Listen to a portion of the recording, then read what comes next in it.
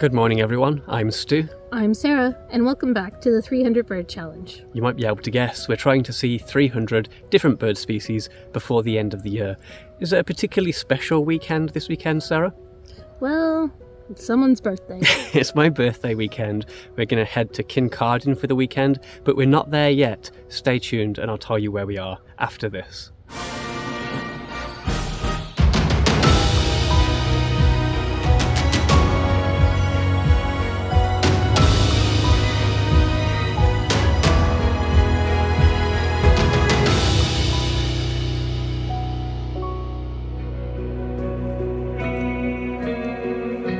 Okay everyone, welcome back. We are at Guelph Lake Conservation Area. Sarah, what are we looking for this morning?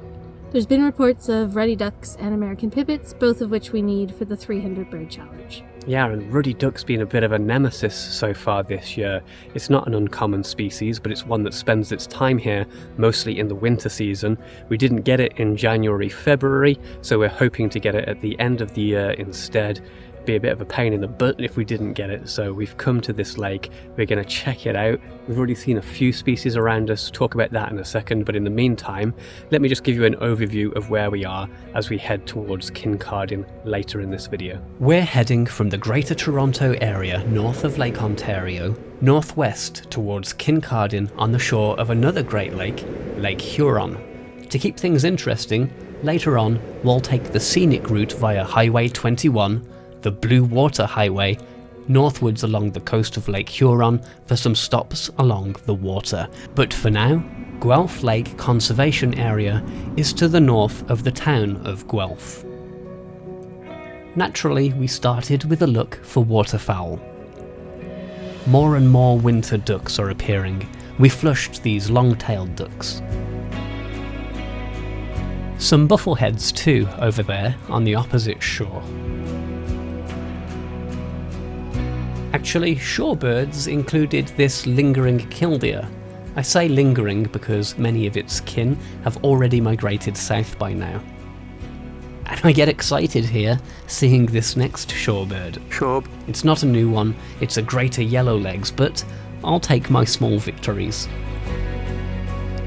Also spotted 4 red-breasted mergansers dotted about the lake. And surely my most recorded species of the year, a downy woodpecker. We're going to be hitting a lot of places in this video as we travel across Southern Ontario, so it's time for us to move on. But damn, didn't we just miss a pretty important bird? We've just had a bit of a near miss, haven't we, Sarah? Yeah, unfortunately we flushed an American pipit but didn't get it on camera. We've had a few frustrating ones, which I've talked about in the past. I think we must be at 5 or 6 birds that we've seen with our eyes, but not with the camera so far this year. It's a bit frustrating. I think last year we did a different challenge, and I think we had maybe 2 or 3 that year. This year, as I say, about 5, and that could be difference making. We've made the challenge a little bit hard for ourselves by saying that we have to capture the bird on camera. We can't just see it. Reason for that, although it makes it more difficult, is obviously it's a bit more compelling for the viewer to watch if we actually show the birds rather than just saying, hey, we just saw this or that. So made it more difficult. Hopefully we can get an American pipit still. There's still time to get that. We're going to probably move on to the next stop. We didn't find the ruddy ducks, unfortunately, just a few other bits and pieces. So stay tuned as we continue to the next stop. Continuing east, but only for about 10 minutes because...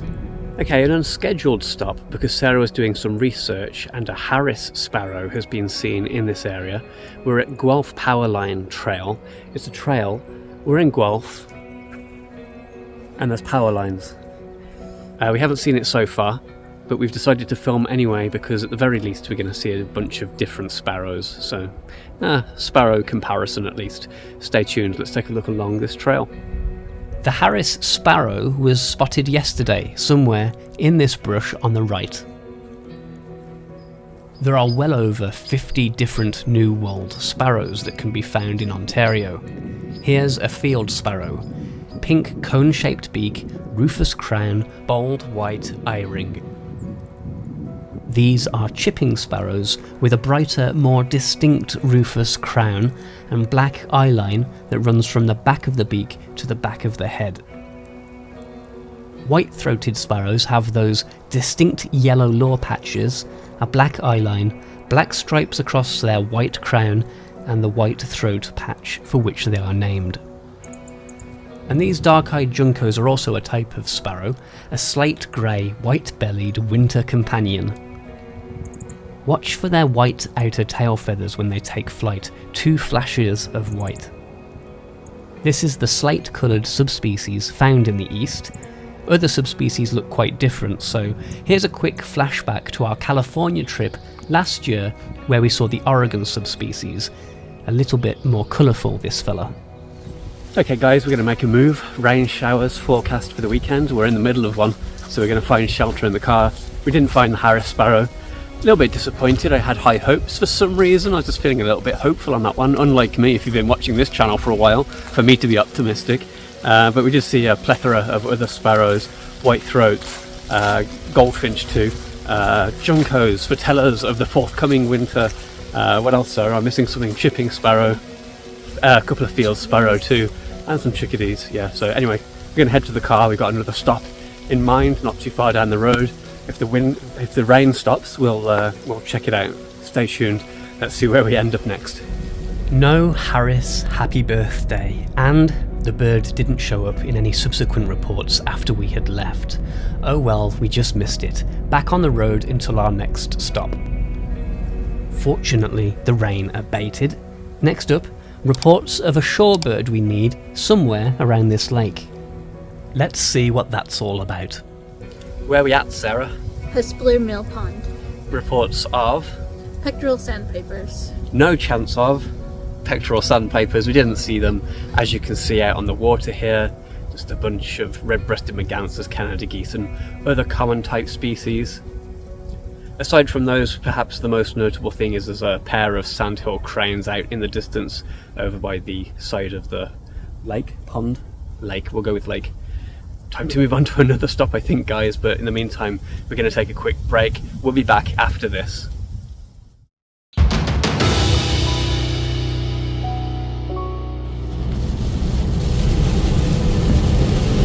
The weather took a serious turn for the worse, putting a literal dampener on our birding. So, we turned our attention to shorebirds, gulls, sea ducks, birds that would be less bothered by these conditions. A quick look yielded little more than cormorants and the usual gull suspects, ring-billed, herring and Bonapartes. Reports here of a little gull, but no sight of it. We ended up calling it a day and made a soggy retreat for Kincardine.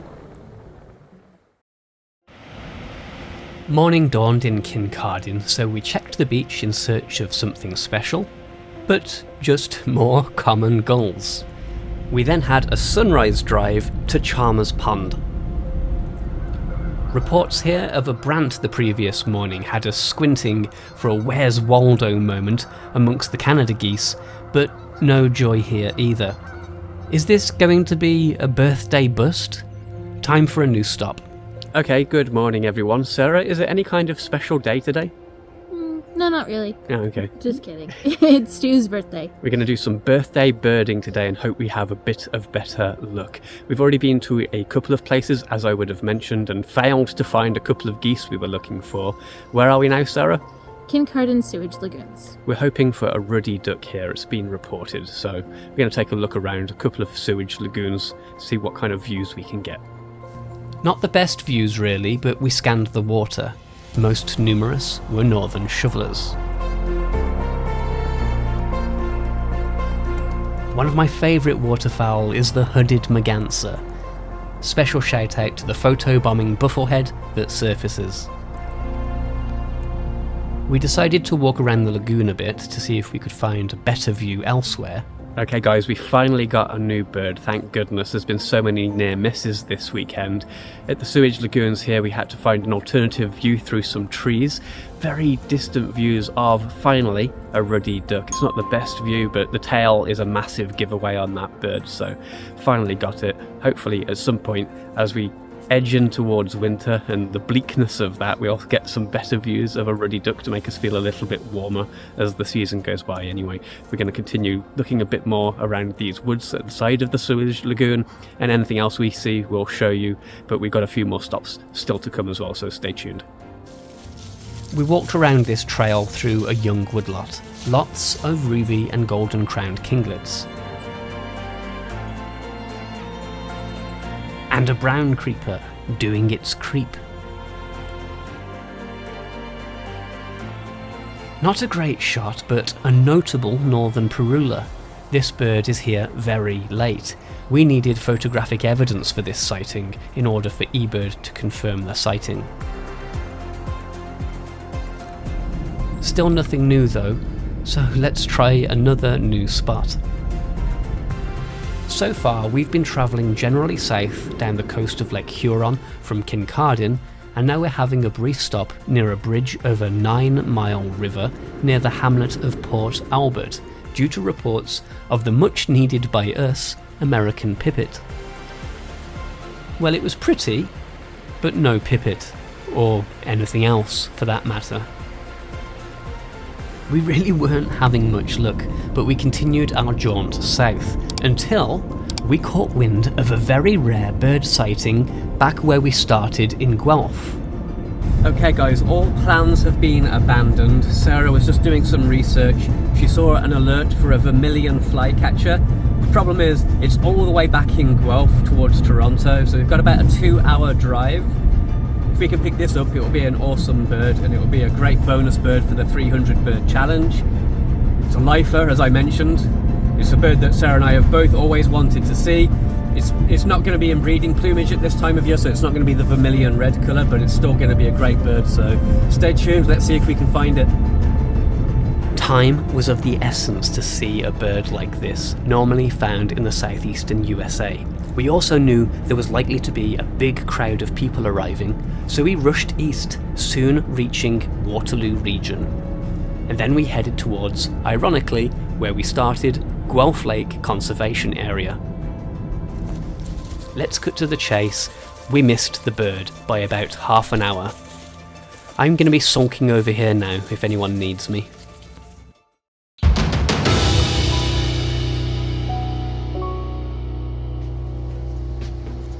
Four days later, can we finally salvage something for this video? Can we grant me a belated birthday present and a 300 bird challenge boost? We've come back to a local spot, Simcoe Point near Ajax Rotary Park. Returning to work after our weekend trip to Kincardine has kept us from visiting this spot, but we were itching to get here. Why? Because of reports of a cool bird hanging around. Okay guys, a couple of days have gone past. It's now the 31st of October, Halloween. Needed a few days to get over the loss of that vermilion flycatcher disappointment, but sometimes good things are closer to home. Not so much a birthday bust as a birthday bonanza perhaps. We've come to a place we've been to recently, Ajax Rotary Park, Duffins Creek, and we have seen a few shorebirds here. Chief amongst them perhaps is the Halloween Hudsonian Godwit. Really pleased to see that. Although it's not in breeding plumage, it's a really cool bird to see. There are also a few other shorebirds. Let's take a look at those now.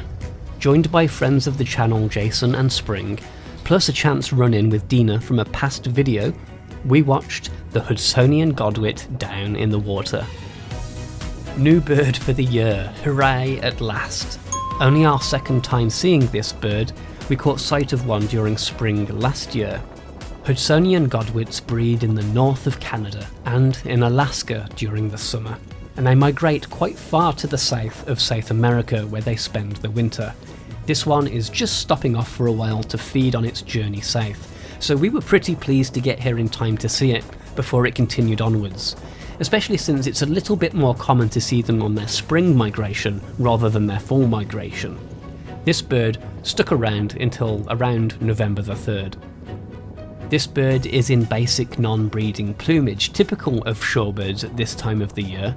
To get to our 300 bird challenge this year, we've had to put a lot more focus on shorebirds than we did last year, and we've learnt a lot about them. And now it's just kind of made me keen to see all of these birds when they're in their fancier breeding attire. The Godwit wasn't the only shorebird here. There were several yellowlegs coming and going along the mudflats. We think that they're all greater.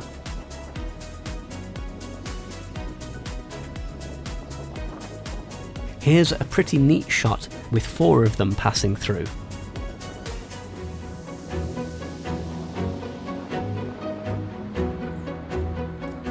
In addition to some of the common species, were a couple more shorebirds that were giving us a bit of trouble. I'm not sure why, but this one always kind of throws me off. It's medium-sized and its beak is always a little bit longer than I seem to expect, but this is a dunlin. Let's end this video on a high, shall we? Pectoral sandpiper, lifer. A little bit larger than the dunlin that it's currently walking towards.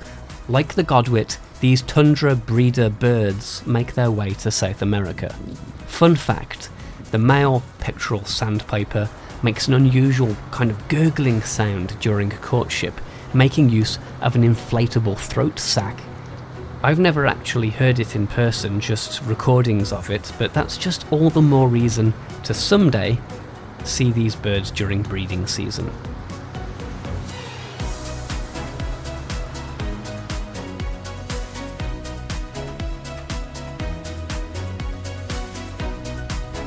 Well, that's given us a nice boost towards the 300 bird challenge. I'm feeling slightly less nervous and slightly more grateful for my birthday birds than I was before that little burst of shorebirds there. Anyway guys, time for us to go. Thanks for watching this video. Please do all the nice things that I always ask you to do. Please like the video.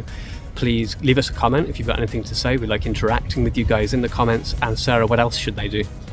Make sure you subscribe and hit that notification bell so you know whenever a new video is posted. Thanks for watching guys. Happy birding and bye for now. Bye.